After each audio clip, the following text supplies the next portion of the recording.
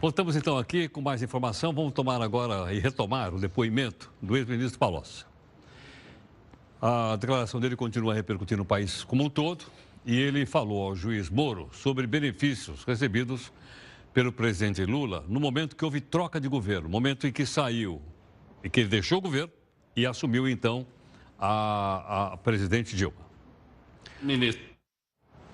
Vou mostrar ou não? Então, ok. Bom. A Dilma, na época, ministra da Casa Civil, foi uma barreira fundamental ao Odebrecht, que ela não queria que o Odebrecht fizesse as duas empresas, as duas usinas. Ela achava que era uma concentração de obras inadequada. E nos convenceu, a mim, ao presidente Lula, que não era adequado aquilo, mas ela liderou um embate muito forte com o Odebrecht nesse momento, que resultou no Odebrecht ter perdido a segunda licitação e ganho a primeira a um preço muito ruim.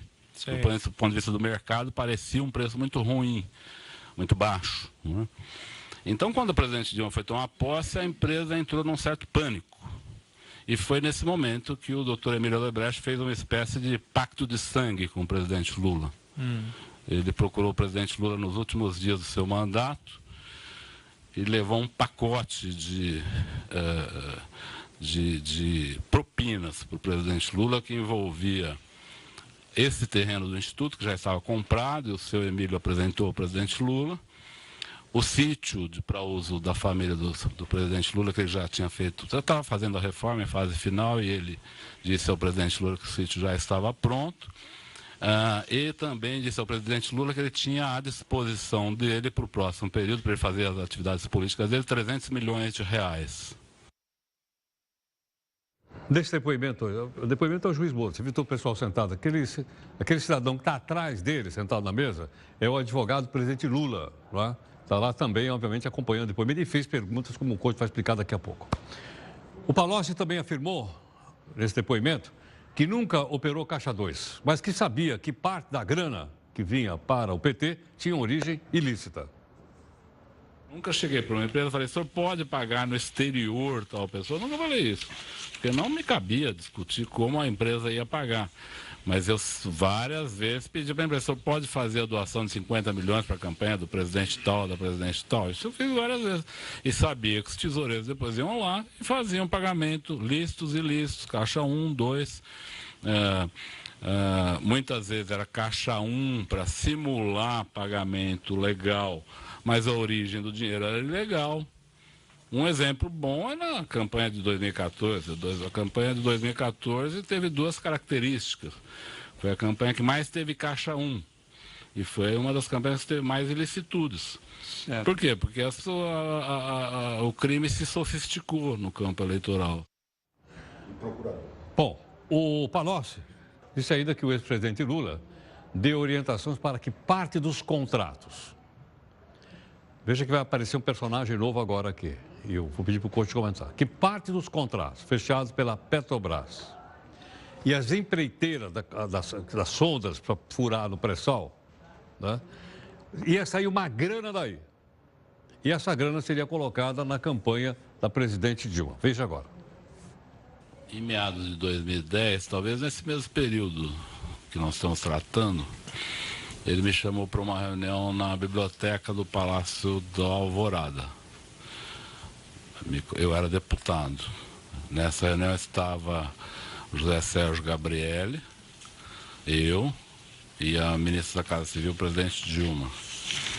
Nesse momento ela já era candidata, talvez não aprovada ainda em convenção, mas já era definida como a candidata, já era pacífico isso. O presidente falou, foi a primeira vez que ele falou dessa maneira, tão direta.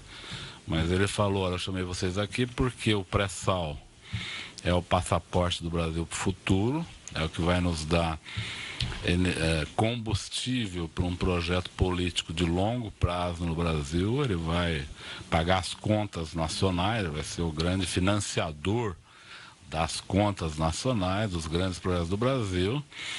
E eu quero que o Gabrielli faça as sondas pensando neste grande projeto para o Brasil. Mas o Palocci está aqui, Gabriel, porque ele vai lhe acompanhar nesses projetos para que eles tenham total sucesso e para que ele garanta que uma parcela desses projetos financie a campanha desta companheira aqui, a Dilma Rousseff, que eu quero ver eleita presidente do Brasil.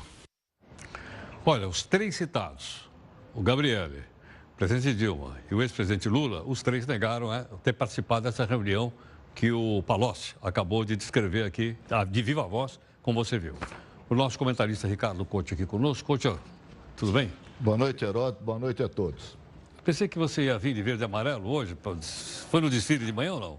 Não, não fui, mas eu vi um pedaço pela televisão. Só esclarecer o negócio de Miami. Eu não costumo ir lá pescar, não, mas estou muito preocupado. Você não pesca? Não, não pesco. E não costumo ir para Miami também. Tem uma parte da família do meu irmão está lá. Um sobrinho meu que trabalha no Orlando, time de futebol lá, tem 3 filhos. Estou preocupado porque eles moram em Orlando, nessa região que está ameaçada. A ventania aí. Bom, então, quer dizer, você não pescou nem o Merlin lá? Não. Aqueles peixão enorme? Não tem esse dom, não. Não, tá bom. Você tem mais cara de pescador lá no teu sítio. Bom, vamos falar de outros peixões então aí. Vamos. Posso entender que foi a primeira vez que apareceu o nome do Sérgio Gabriel, ex-presidente da Petrobras, de uma forma efetiva ou não? Até onde me lembro, sim. É difícil a gente lembrar de tudo, porque são tantos processos, mas nesses 3 anos e meio de Lava Jato, eu até estranhei que não apareceu nenhuma vez o nome do Sérgio Gabriel, que foi presidente por muitos anos da Petrobras, né? Inclusive quando houve a descoberta do pré-sal. Sim. Agora, que impacto você avalia, Couto, que tem, vamos dizer assim, no Partido dos Trabalhadores, enfim, nos apoiadores do presidente Lula, as declarações dadas pelo Palocci? Qual é a importância do Palocci dentro dessa estrutura do partido? Olha, a importância do Palocci é muito grande. Ele era o homem de confiança do Lula, desde a campanha de 2002 que eu participei, né, para todos os assuntos, não só para a área econômica, empresarial, que o Nilando falou ontem. E o Nilando tocou no ponto que eu acho que é o mais importante, né? É a primeira vez que alguém do núcleo duro do PT, do comando, né, faz uma delação. Na verdade, não foi uma delação ainda, foi um depoimento que ele está negociando a delação dele.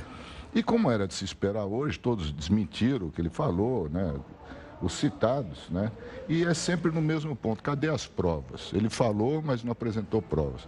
Esse pode ser um segundo momento do processo, como sempre acontece. Cadê as provas? É muito difícil uma reunião de 2 ou 3 pessoas, né? Quem é que vai provar que houve a reunião ou não? Né? No caso do Emílio Odebrecht, que o Palocci falou também dos 300 milhões que foram acertados com Lula, hoje eu vi na televisão um depoimento anterior do Emílio Odebrecht dizendo que nunca discutiu valores com o Lula. Né? Então, é tudo muito nebuloso ainda. Agora, o efeito político já aconteceu, independente de provar alguma coisa ou não. Né? Eu não sei se diretamente no eleitorado, porque já foram tantas denúncias contra o PT e contra o Lula que eu não sei se ainda faz diferença, mas certamente no PT. Sabe, nos militantes, na direção. Então, sabe, é uma situação muito difícil. Já na última eleição, em 2016, foi um efeito devastador, né, com as denúncias da Lava Jato. E isso pode se repetir o ano que vem. E tem um outro problema. Cada vez, o ex-presidente Lula está cada vez mais encurralado pela justiça. Não. E o PT não tem plano B, não tem opção para o Lula. Se fala em alguns nomes e tal, mas a gente sabe que não é para valer. Agora, você falou encurralado. Está marcada uma nova audiência do Lula quarta-feira que vem. Quarta-feira que vem. Dia 13, quarta-feira que vem. 13, quarta-feira que vem. É um outro processo que ele está respondendo também. É um outro processo. O primeiro que ele já foi condenado é o do triplex do Guarujá. Esse agora é o sítio de Atibaia e um outro apartamento do lado do apartamento onde ele mora em São Bernardo, que ele teria recebido da Odebrecht. Sei, que também foi dito aí numa dessas passagens pelo Palocci. Que o Palocci falou. Quer dizer, ele reforçou isso. Não, ele falou claramente, né, que negociaram o tal do terreno para fazer o Instituto Lula. Ele falou fazer um museu do Lula e tal, mas que não aconteceu, quer dizer, não foi concluído o negócio, mas segundo o Palocci houve sim uma discussão para isso, né? Depois o Lula desistiu. E o Lula nega que seja o dono desse apartamento do lado daquele onde ele mora, em São Bernardo. Poxa, tem mais uma coisa que eu gostaria que você conversasse aqui com o pessoal que nos acompanha no jornal toda noite. É o seguinte, acabou de vir aqui a notícia, acabou de chegar a notícia, está no G1, dizendo o seguinte, olha, O empresário Wesley Batista, um dos donos da JBS, disse nessa quinta-feira, em depoimento da Procuradoria-Geral da República, acreditar que o conteúdo da conversa gravada, a gente mostrou com palavrão, que palavrão a gente pôs o PIN, né? Alto nível. Então, alto nível. Entre ele e o diretor de Relações Institucionais da empresa, um tal de Ricardo Saldi, é conversa de bêbado, que eles estavam de cara cheia e que aquilo não tem valor nenhum. Quanto a isso, não tem nenhuma dúvida. Mas era voz de bêbado mesmo? Não, mas era um papo de bêbado ali, né, de fim de noite. Né? Durou 4 horas, eles beberam muito e cada vez ia ficando mais difícil entender o que eles falavam. Porque a voz estava pastosa? E cada vez mais. Né? Não dava para entender. Parecia festa de final de ano. A primeira vez eu falei, isso aí é papo de bêbado. Mas eles já tinham soltado uma nota, né? Dizendo que era tudo mentira, que eles falaram que nada daquilo aconteceu e tal. E hoje falaram isso lá na PGR, na Polícia Federal. Mas será que cola? A essa altura do campeonato é muito difícil. Nós estamos num mundo aí que é difícil. Eu ouvi as gravações, né? Mas é um negócio inacreditável. As baixarias, sabe? Citam a ex-presidente Dilma, a presidente Carmen Lúcia do Supremo Tribunal Federal, mas uma coisa inacreditável. Agora, Couto, nós estamos abrindo uma cortina. Só uma coisa, pode concluir. O ponto central aí é o seguinte, que eles negaram, né? Se aquele procurador participou ou não da orientação dos delatores para gravação. Para gravar o Temer. Eles dizem que não. Tá. Só conversar com ele depois da gravação. A gravação foi dia 17 de março e eles alegam que não tiveram nenhuma orientação. Essa é a discussão que está aí. Tá. É isso, mas está sob suspeita, né? É que com isso pode até anular a própria gravação. Porque e a delação também, né? É. E eles irem para o xilindró? A delação, o Janot já disse que deve suspender o acordo que foi feito. Não sei. O que pode acontecer, se ficar provado que o procurador, né, que era o braço direito do Janot, Marcelo Miller, né, participou da operação sem avisar a justiça, aí pode anular até essa prova, que é a prova central que existe contra o Temer. Isso vai dar uma confusão grande na justiça ainda. E tudo é muito demorado. Né? Né? Agora, a impressão que eu estou tendo aí é que abriu a cortina e nós estamos enxergando o que estava atrás da cortina. Nossa Senhora. Eu não vou usar a expressão do que eu estou vendo, porque ela já foi usada pelo Romero Jucá. Eu não vou repetir aqui. Eu sei qual é. Pode falar, se o senador da República falou. Mas nós não vamos impactar a orelha do pessoal que está nos acompanhando aí. Vamos mas ele tinha razão. Aliás, ele tinha razão num monte de coisa. Vamos estancar a sangria. Lembra que a gravação do Sérgio Machado? Ele é um profeta. Ele é um profeta. Tá certo. Muitas das coisas que ele falou naquela gravação estão acontecendo aí. Né? Continuamos daqui a pouco. Mas como nós estamos num horário que as famílias estão nos assistindo, é melhor a gente não entrar em detalhes. Depois.